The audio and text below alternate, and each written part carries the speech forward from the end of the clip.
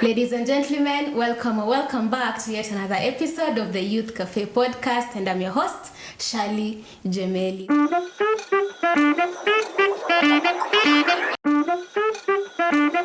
So there's this common adage that says youth are the leaders of tomorrow, but as young people we are moving away from that. Hiyo haibambi. And inabamba sasa ni youth are the leaders of today, because even tomorrow itself is not guaranteed.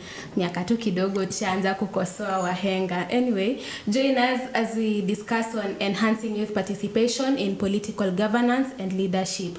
No offense, but it's gonna be hotter than your verified and your title lead. Yeah, so karibuni sana. Please tell us more about yourself. Thank you so much. My name is Ken Babu. I am the programs officer at the Kenya Young Parliamentarians Association, commonly known as KYPA. I want to say that I'm glad to be here as we converge and to discuss this pertinent issue around young people inclusion into matters governance, politics, and leadership. Because anyway, for the longest time we've had, I concur with you that it's been said that youth are the leaders of tomorrow. But as things progress and we are moving, we are all in agreement that indeed that tomorrow has never come. And we are saying that youths are the leaders of today, in fact, now as we are talking. So youths are the leaders of now, before we even talk about the next 2 minutes. And on that note that at KYPA we are so much committed on ensuring that young people are engaged on different issues relating to policy formulation, legislation, accountability, and ensuring that the government or the system that's in place is operating on a transparent grounds to ensure that young people, women, and PWD, that's the SIGs, are incorporated in all levels of decision making. And I want to believe that we are going to have a concrete discussion about this. Thank you so much. Thank you, Shirley, for this invitation. My name is Clive Lupao. I am the Executive Director at Century Diplomats, which is an organization that brings together young people from across the world to solve global challenges. I'm also a global citizen. I'm a Pan-Africanist and the next Member of Parliament for Tongaren constituency in the year 2027. Yay, pleasure to be here. My coffee. I think that should be the mood. Yeah. Anywhere, any day. Mm-hmm. In fact, if we have many young people aspiring and thinking that direction, then we are going to sort out this issue of misrepresentation. For sure. Yes. Yeah.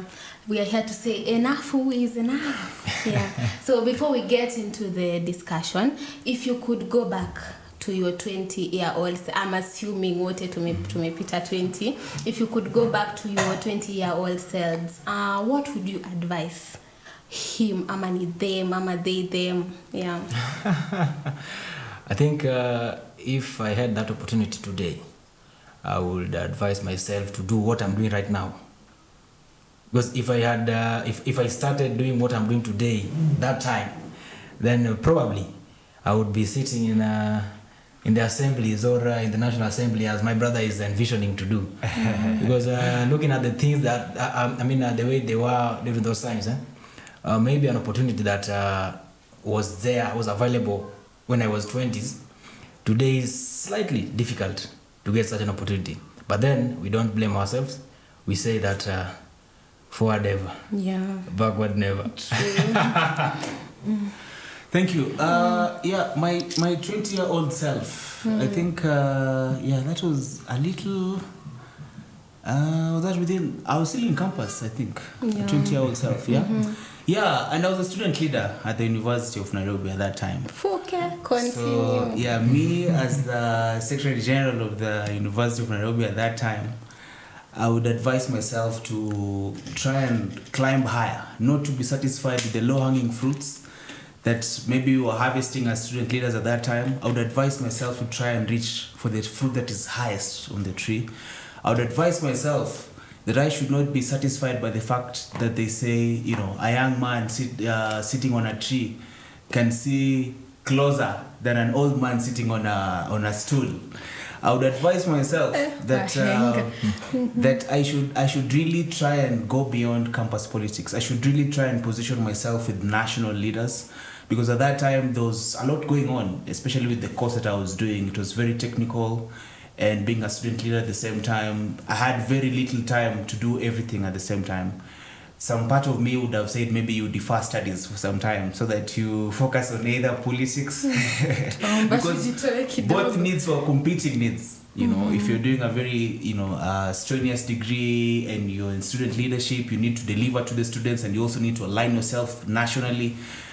It was bludgeoning too many things at the same time. But I would advise myself that I have the energy. A 20-year-old. Right now, I admire someone as old as Donald Trump, who is able to do so many rallies at his age. What more can you do when you're younger? So yeah, I would advise myself that I should not be satisfied with the low-hanging fruits. Just go for it all. Work harder and just try to reach the limits that your body can take you.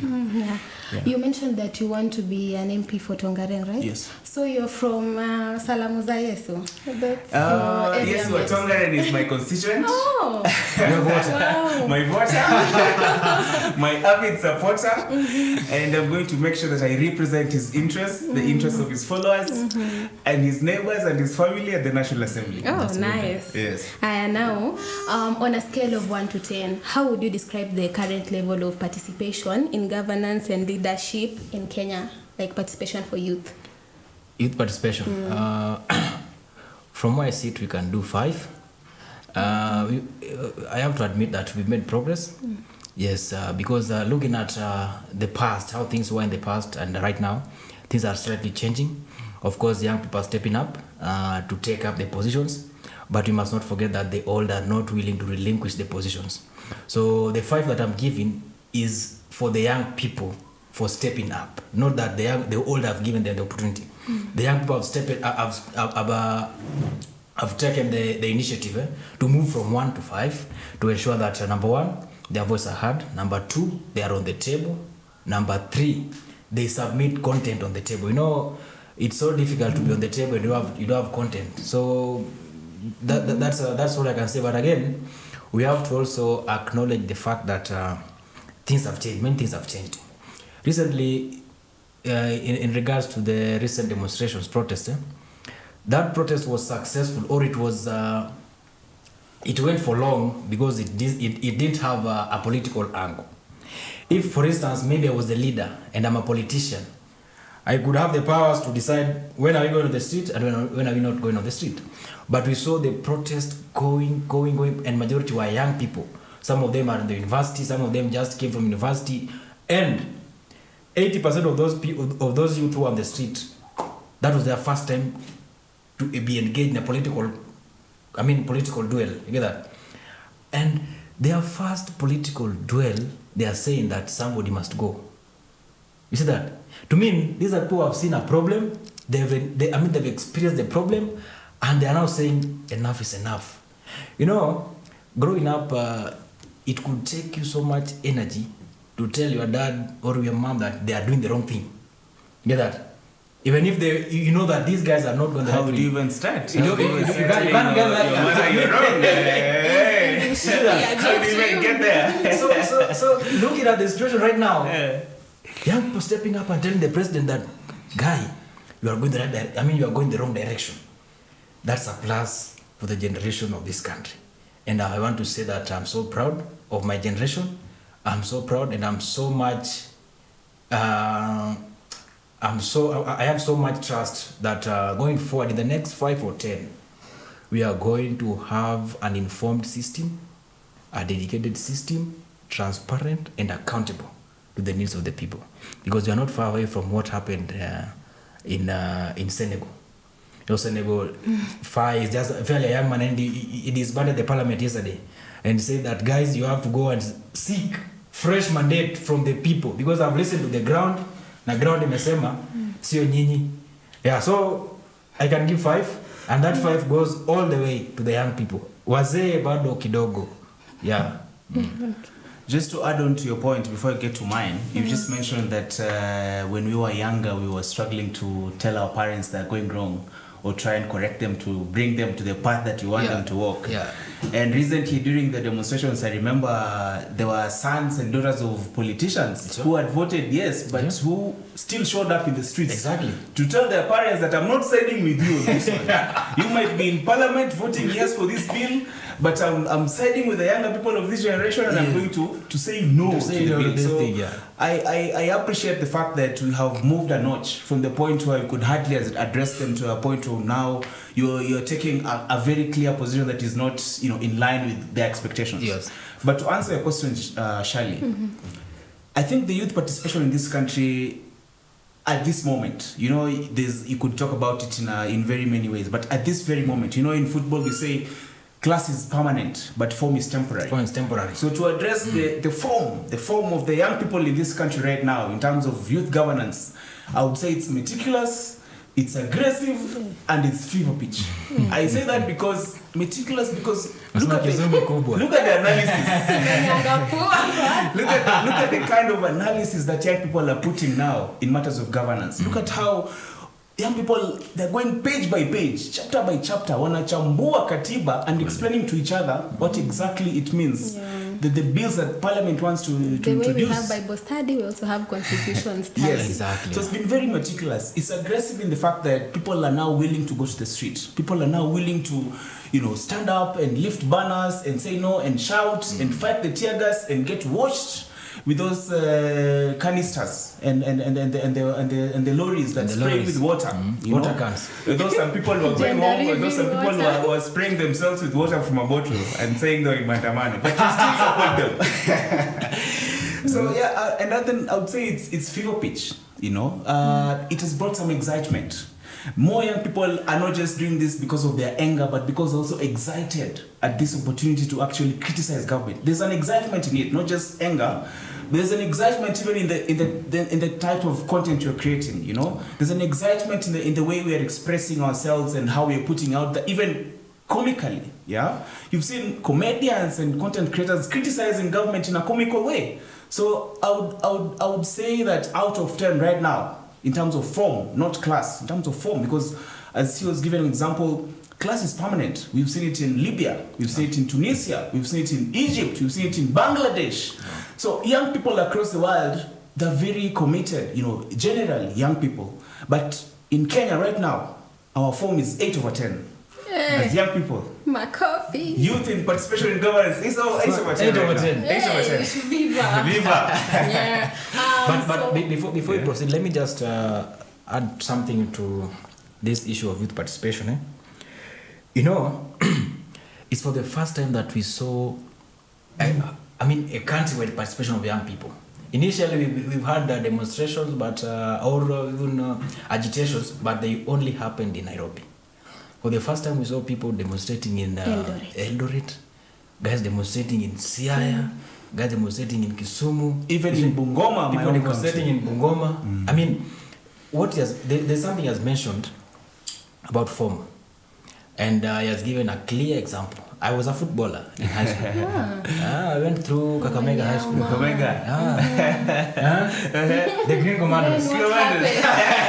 What happened? Where I'm did in the politics. start? So what I'm saying, the form is good. The form is good, but when Babu Nampira. Anaangalia kule ndani. Anaweka.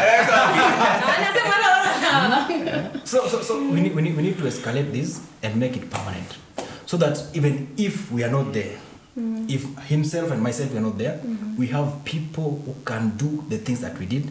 We have people who can think the way we thought. We have people who can escalate and push the discussion, the conversations that we put in place. So in the 90s, we have people like Pio Gama Pinto. We have JM Karaoke. We have people like Tomboy. These were young people who at that time thought that it is very wise to do something that shall be, or might be, or will be. Will remain into their names. Tomboy today, if you mention Tomboy, we talk about many things. Talk of the people like the Obamas. People like many scholarships. At that time, they were doing something different. And that's why today we talk of people like Morara. if we talk about Morada, we are saying we are talking about accountability. I'm not saying Kasmuela's a joke, but I'm saying accountability. She's going with the hair vibe. Yeah. It's like my brother in hair. Kuweka watu kwenye mchuma, kwenye kilo. Sema bwana rais umefanya. Tukiweka hivi kulingana na kitu umesema na ile umefanya tofauti ni gani? Unaona? So what I just wanted to echo the issue of form and permanency. We have a good form. We need to make it permanent so that hiyo ndio ikuwe class.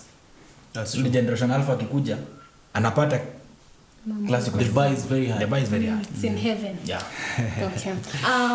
So far, which significant barriers can you mention concerning youth participation in political governance? You know, when you say political and governance, politics and governance, okay, they are intertwined, but politics come first. That's why we go to election, and then now we have many young people are not, if not many, but majority. In fact, all young people are having serious challenges to survive in the political space. Number one is resources. Politics. When you mention politics in this country today, you are talking about money. You're talking about influence. You're talking about power. You cannot have power if you don't have money. Discrepancy donge. You cannot have influence if you are not in a position of power. Hata our comedians, ama content creators, they have a certain level of power they command. That's why they are influential. I'm telling you. At least they have a constituent. Get that? So young people, like my brother has mentioned that he is interested in going for Tongaren. I want to tell you, if today he goes to the village to talk to those voters, and then Dr. Seri Simiu comes, Chikati to talk to the same voters.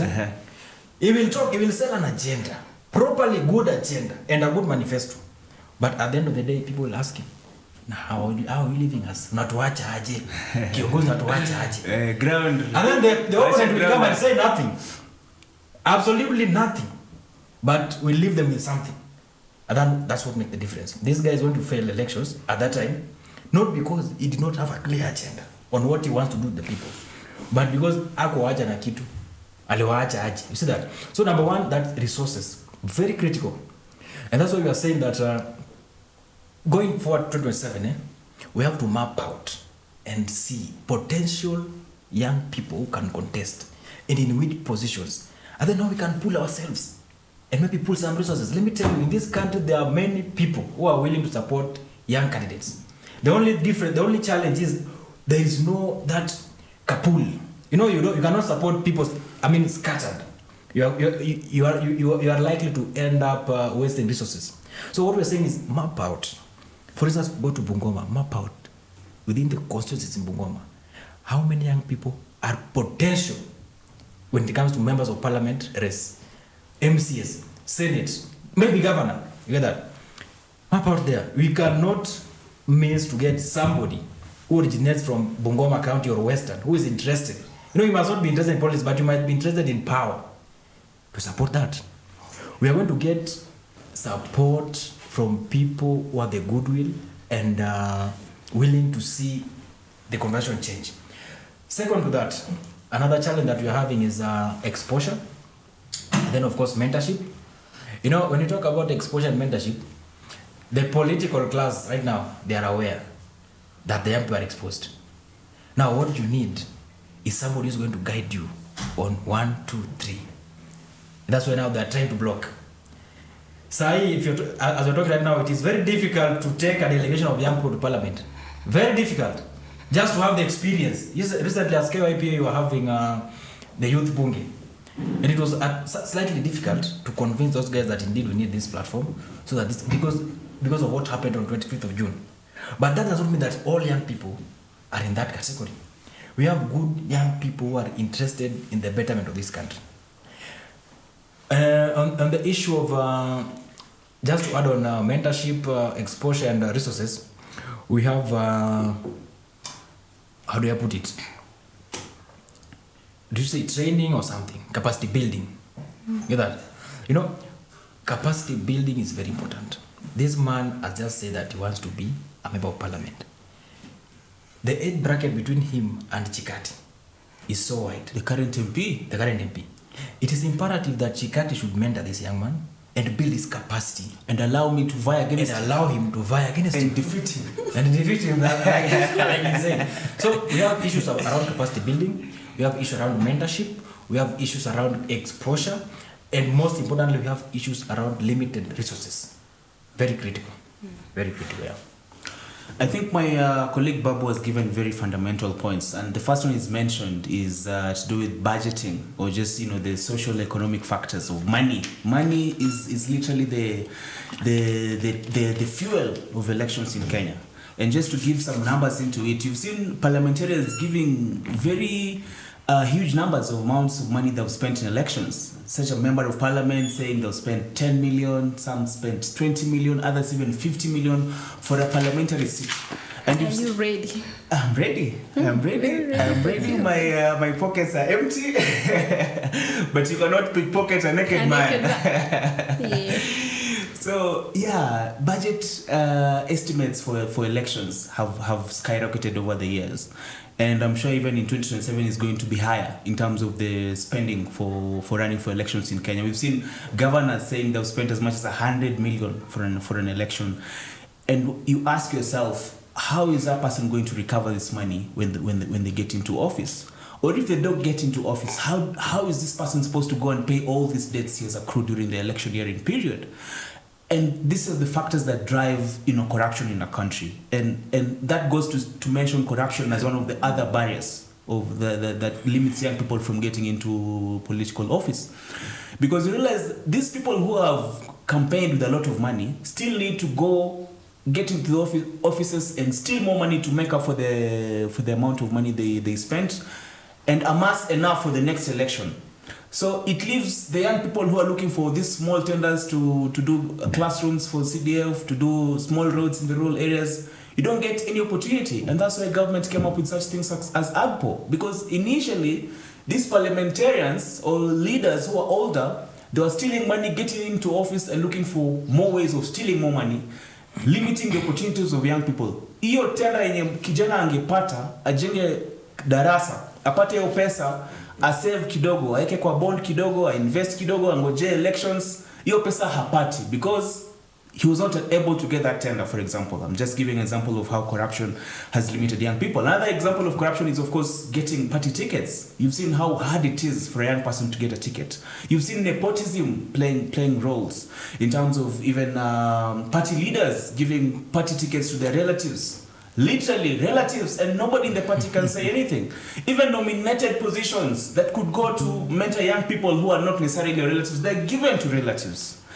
And nobody says something because, it's just been the political culture of our country. And I want to give another example, especially as a person who wants to vie mashinani. Mm-hmm. I know it's been very tough, especially in my community. And even in the last election, I wanted to vie as senator. And I went home and in fact, it happened in such a way that we had a by-election because the Speaker of the National Assembly had just been elected as Speaker, and then he said, tumepata serikali, so I want to advance. Mm-hmm. I want to get to speakership. Papa wa Roma himself. So they announced a by-election in Bungoma County, and something deep inside of me was aching, was telling me, go for this seat, you can get it. Yeah, this is now an opportunity for young people because, an older guy has, just left the seat empty, and many other older guys of his age group had also vied previously. So they also depreciated in terms of revenue or money to run again. And it looked like an opportunity for young people. Yeah. So I went home. I told my dad, mzee, nimeona kiti. Nimekuwa nangoja hii kitu for a long time, lakini naona imepatikana sasa. Mzee sat me down. Akaniambia, kijana, I know you're very ambitious. You're an ambitious young man. You're my last born son. You're not the only politician in the family, but currently you're the only one who wants to practice politics when other people are progressing their professional journey. Like, mzee, politics is a profession. Like, mzee, when a young person takes up leadership in this country, the future is bright for everybody. Even my older siblings who are in corporate life, they'll benefit from my leadership. Yeah. So mzee told me, kijana, I understand, but children. Do you have a wife? Tells mzee bado. Mzee akaniuliza, have you constructed a house at home? I said, mzee bado. Do you have kids? I said, mzee bado. Mzee could not even have any other words to tell me.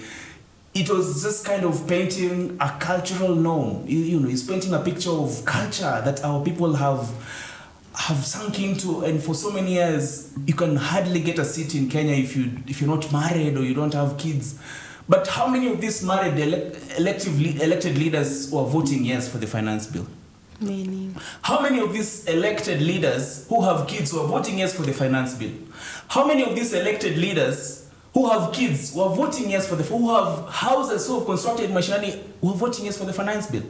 And if this finance bill was just 2 years ago when we were having that by-election, I would have told Mzee, these young people who have gone to agitate for their rights in the streets, these young people who have brought an aha moment in Kenya, these young people who have made the government to deploy military for the first time in 42 years, they were not married, they did not have kids, they had not constructed houses in their villages, but they have effected change in society. And I would have told Mzee that Mzee leadership does not come with marriage. I would have told Mzee that when you go to parliament, you're supposed to legislate. You're supposed to, bring out agendas and bills that are supposed to cater for the people of the country, and checks and balances on government, and probably manage CDF fund. How does managing a CDF fund have to do with marriage? How does managing a legislative agenda have to do with having a family? I know it makes you wholesome. It makes you, an adult. It gives you responsibility. But how many of these people who have all these things still go ahead and loot public coffers and introduce bills that, create prejudice in our society? How many of these people just keep, doing things that go against the fiber of our society? So I think cultural norms, I think I've explained that point well, that 2027, I'm begging my constituents, Tongaren constituency, if I'll not have a wife by 2027, if I'll not have kids by 2027, if I'll not have constructed a house by 2027, and I come to you with an agenda that is progressive, I deserve an opportunity. Okay? And then the last point is just, I think generally in Kenya, we need to move away from tokenism as a society. We've seen examples even with Morara, for example. He's doing civic education, but when you go to do civic education, people want you to give them something. Yeah? And you keep saying, my finances, my funding comes from the people themselves.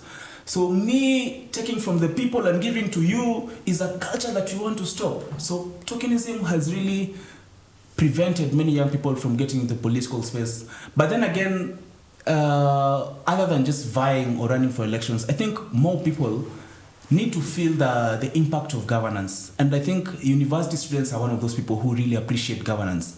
Because when bills come to parliament, like, a new funding model, that's when young people really feel the pinch, of governance. And the barriers that kind of have prevented young people before from participating is because some of these things are not talked about enough. There's not enough information, out there about the things that hurt you as a young person so that you can participate in governance. So information has been a barrier. And right now you've seen with TikTok, with social media, with the new applications, young people are more involved because they're more informed. So previously, these mainstream media houses, they're owned by the older generation. And most of the time, they're only concerned about stories or news articles that touch on them. Probably, investments, real estate, the big things. But when it comes to things or factors or the agendas that affect young people, they haven't been giving us enough information. But you can see now with technology, young people are enabled and they now have capacity to actively participate. So I think information or lack of resources or access to it has been an issue. But right now with technology, we're now balancing the scales. Yeah. Umesema hoja ni zile inadequate capital attack by neighboring communities, pests and diseases. So that we move as a unit. There is you people when you mmeonja politics kidogo, then there are those who want to join and they are not marginalized. Then we have the marginalized now. Are there specific challenges that the marginalized youth face that these other people don't face? I think on the issue of marginalization, the biggest challenge they have is access to information. Because, like I said earlier on, many things happen in Nairobi. Most of the forums are done in Nairobi. Most of the youth engagement activities are done in Nairobi. Who takes this information to Mandera? Who takes it to Tonga? Who takes this information to Busia at the borders of Malaba? Who is speaking to the young people? Exactly. Lohaha. Who is speaking to the young people in Nyawara village where I come from? You see, so access to information.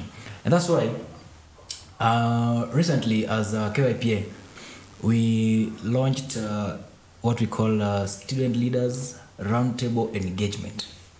And we launched it at Nairobi, KSG. It was a 2-day conference which brought together student leaders from around 50 universities, discussing different issues just before the beginning of implementation of funding model, but it was already looming.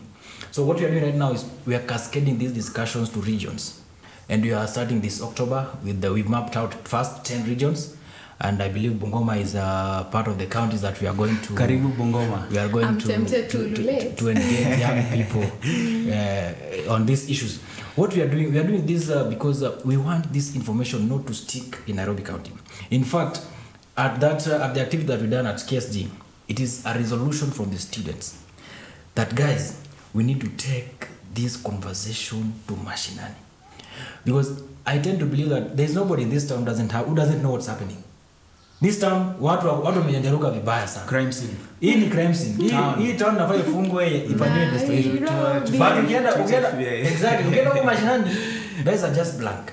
That's why you saw the president after addressing almost nothing in regards to what the Gen Zs raised. He started flying back. He started moving to the mashinani. Outside Nairobi, mashinani. Where when he arrived, people are now, he does come. If President Ruto wants to know that nothing has changed, and in fact people are getting more bitter, akuja afanye hiyo rally yake hapa CBD, he will get to know the reality. Salale atashangaa sana, atapata shida sana. So I'm saying this because it's not a bad faith, but that's the reality. There is lack of information mashinani. You know, in the village, somebody wakes up, he can manage to do some sweet potato and porridge, and then saa saba ifike apike ugali mrenda, usiku imefika nalala. They are going nowhere. This is somebody who woke up in that homestead and hajatoka the whole day. But in town, you have to move from point A to point B. You have to pay your rent. You have to pay the bills. You have to feed yourself. You get that? That is where people feel the real economic problems. And if president wants to know the truth, that things are not okay, akuja hapa Mudhurwa asalimia mama mboga, he will know that things are not okay. Second to that, economic disadvantages. You know, if you look at somewhere like Kisumu, Bungoma, Nairobi, and you compare it to Mandera, there is too much disparity in terms of economic development, economic growth, exposure in terms of business. You get that? So young person in Mandera do not have time to even think about governance, to even think about politics. They are focused on what am I going to eat next. Get that? Because the economic state in that area is so low. Kupata hiyo pesa, hiyo exchange. You get that? And then of course we have discrimination. In Garissa, for instance, or the northern, let me talk about the northeastern. A young person cannot just wake up and decide to declare interest like my brother is now saying. Unatoa hiyo nguvu. From which corner, which power, which intestine? You know, in my community, I can wake up and say, okay, fine, guys, I've thought about this thing, and I think I fit to be the governor of this county. Now that Professor Nyong'o is leaving, I can be the governor of Kisumu County. And nobody will even take offense on it, and it will be like, it's okay, you just contest. In northern side, you don't do that. It is the community that decides who is going to contest for what, where, when. So if young people cannot get that opportunity, or if the people make decisions that the old people, then of course they are going to favor their guys. There's a party this guy I don't mention, but they always say you must learn the art of queuing. You know that I believe when I mention that, you know that. I understand. You must learn the art of queuing. In that party, if you are a member of that party, as a young person, it is very difficult to get an opportunity until you are old because you are queuing. And in the queue, there are many old people who who have not been who have not been rewarded to an extent that by the time you are reached, you are already old. Yeah. So, an ancestor. So those are the three critical issues. Number one, access to information. We need to cascade the information to mashinani. Like my brother is now in Nairobi and he is interested in Tongaren. It is imperative that he gets the needed resources aende pale mashinani to educate fellow young people in mashinani, because I'm certain that there is a young person in Tongaren who has never stepped foot in Nairobi. Bro, I just arrived this morning. I'm a resident of Tongaren. I stay in Tongaren. I live in Tongaren. I come to Nairobi for interviews. It's okay. You are just one out of 100,000. So what I'm saying, there might be a young person in Tongaren who doesn't have an idea how KCC looks like. So that is a person my brother here should go and conduct proper civic education on, so that this information that is being spread is being misused in this town, they can also use it. They can also get it and decide to use or misuse. 2, economic disadvantages and economic advantages. We need to explore and share these ideas pale machina, and of course discrimination. Sai ametangaza hapa candidates wazee wanamuona, and he talked about culture. Wazee wanamwangalia. What I'm saying, I'm a young person, I really support youth candidacy and involvement of young people in contests and everything. But we must also be very careful, because these old men are very strategic, and that's why it was easy for Raila Odinga and William Ruto to coalesce after the demonstration. Exactly. Mm-hmm. Jackals and a dog. Same class. And remember, these are people who are these are people who are in Pentagon. And Raila looked at it, because Gen Z said that we are not with Raila. And they say, at the same time they are saying they are not with Raila, they are saying that Ruto must go. Sasa wako na nani? Ruto akienda, who is next? Raila must go. So that the space can remain for the young people. Yeah. Raila akasema, nikawacha Ruto aende, I'm the next culprit. So what do? We have to converge and ensure that we suppress these young people. And that's how they break the bread-baked government that they refer to as broad-based. They just baked the bread. Yeah. Get that? That's why you are saying, as I finish up on that, we must take this information to mashinani, so that Mr. President William Ruto akitoka hapa aende Bungoma Tongaren anapata informed young people like my brother hapa. Yes. Unasema na kuuliza, okay fine, ulikuwa hapa last week ukasema stadium inajengwa, ukaenda kule China kuleta 40 billion ya kumaliza stadium bado iko bahali ilikuwa. What is the problem, Mr. President? I mean, that information is very, very critical. We must take it home, and that's why Morara must be supported wholeheartedly by any young person. Anybody who is below the age of 35 should support Morara before even thinking about anything. In fact, anybody who is born today should be born and say that Morara for president. Not really for president, but whatever he's doing is what he should be doing. And my brother Appa should be a Morara Junior in Tongaren. So that is Milimani Ward or something. I hope Milimani Ward is in Tongaren, eh? Yes. I have a candidate in Milimani Ward. I'm an interested party. And that young person, I would wish that they get that seat. And yourself as a Tongaren MP incoming, in fact, I've endorsed you already. Thank you. For that seat. And then I'm now tasking you to gather information from CBD, from Nairobi, take it home. Sensitize those guys. Tell them the reality. It will pain them, but let them die with the truth. In this country, we have to mefika, Shelley, 2 things. You speak the truth, you die. You don't speak the truth, you die. Either way, you must die. So it's upon you. Decide to die with the information, or leave the information with the people, and die. Something must kill a man. Exactly. And that person, that thing might be a person who keep flying between Kenya and the country outside again. So I think my colleague Babu has done a good job in elaborating the factors that limit especially youth in marginalized areas. But just to dive a little deeper and give examples, if you look at the current crop of leaders from marginalized areas, the senators and the governors and even some of the MPs, you'd find this is a very small group of people who have they're probably the elites in those environments. They're probably the few privileged families in those communities that have managed to get education. Some of them have studied abroad. Some of them have never even lived in those communities until they probably worked in corporate, got enough money, or probably worked in political circles, got enough influence, and then went back to vie. And that leaves the crop of young people in those marginalized areas marginalized. Because if this young person in that area does not have access to education, does not have access to a bursary, does not have access to a scholarship that these few elitist families have gotten before and they're not extending to others, they'll forever stay marginalized. We've seen governors who have been elected but they work from abroad. Mm-hmm. We've seen deputy governors saying they're still in office but they're not in the country. We've seen governors even from northeastern and eastern parts of the country, they stay in Nairobi the whole time. They leave the affairs of their people to their people, you know.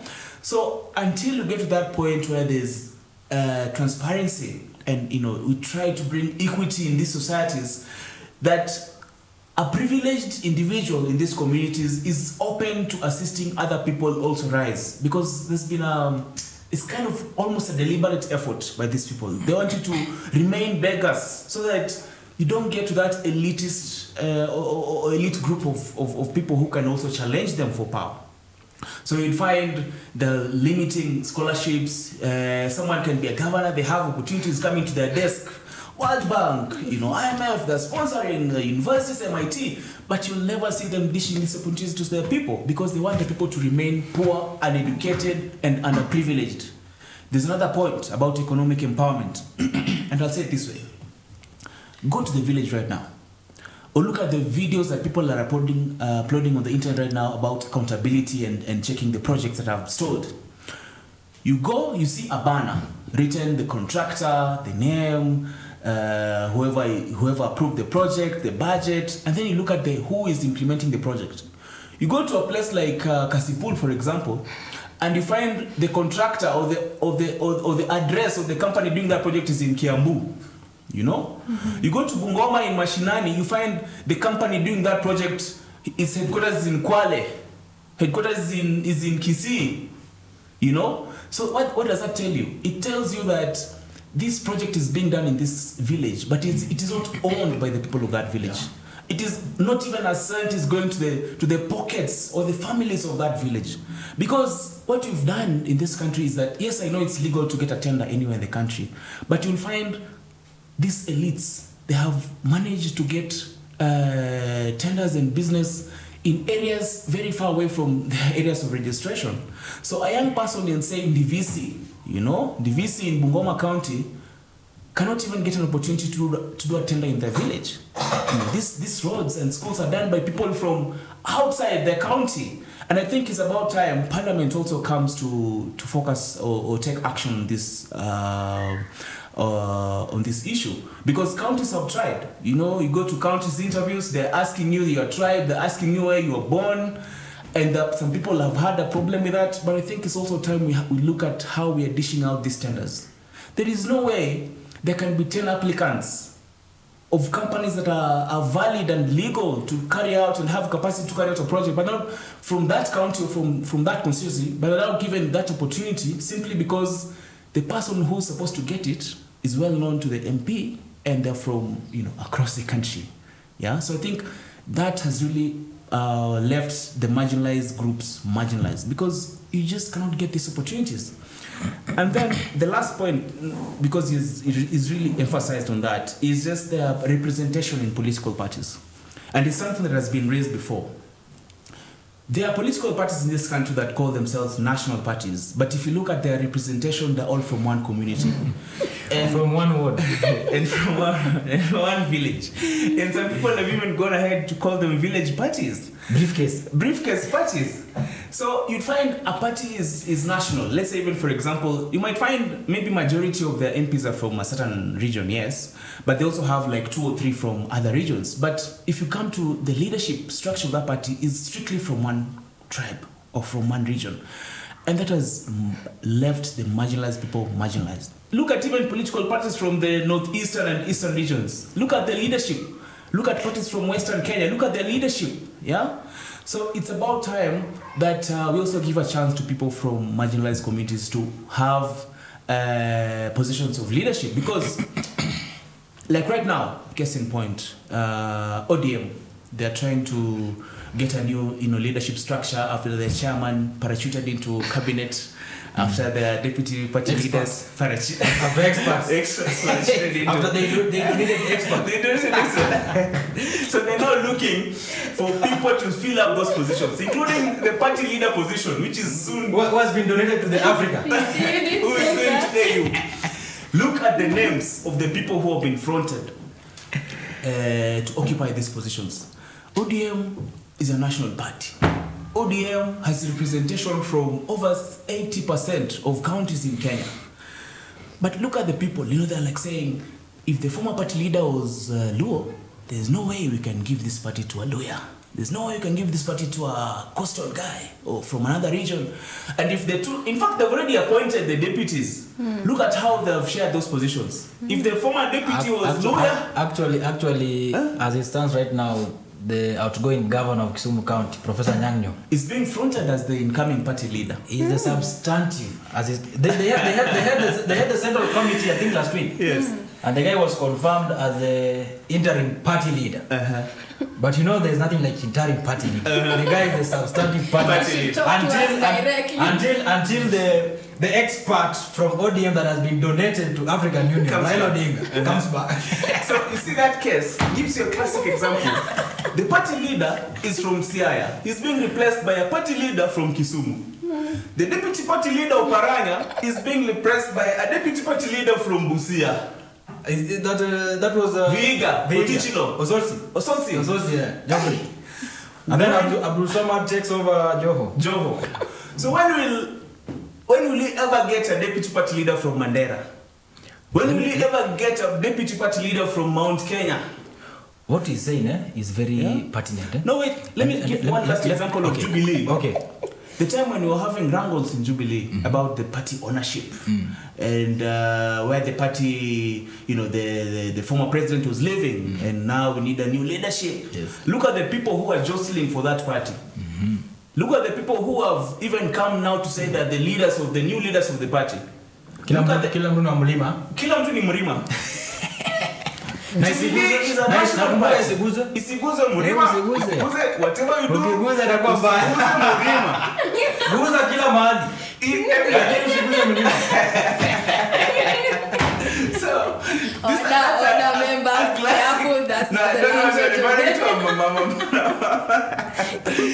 so there's a classic example of a party, a national party, with a presidential candidate in 2 elections, with the representation from across the country, that is now being taken over by, let's say, even if you call them rebels, where are they from?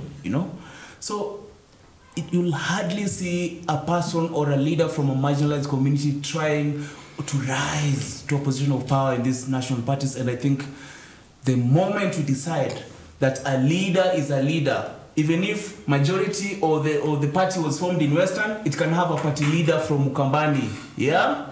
Even if a party was formed or the former leaders are from Mount Kenya, it can have a new party leader from Rift Valley, yeah? So I think the moment wherever that decision is a point of departure for Kenyan politics and marginalized communities. That's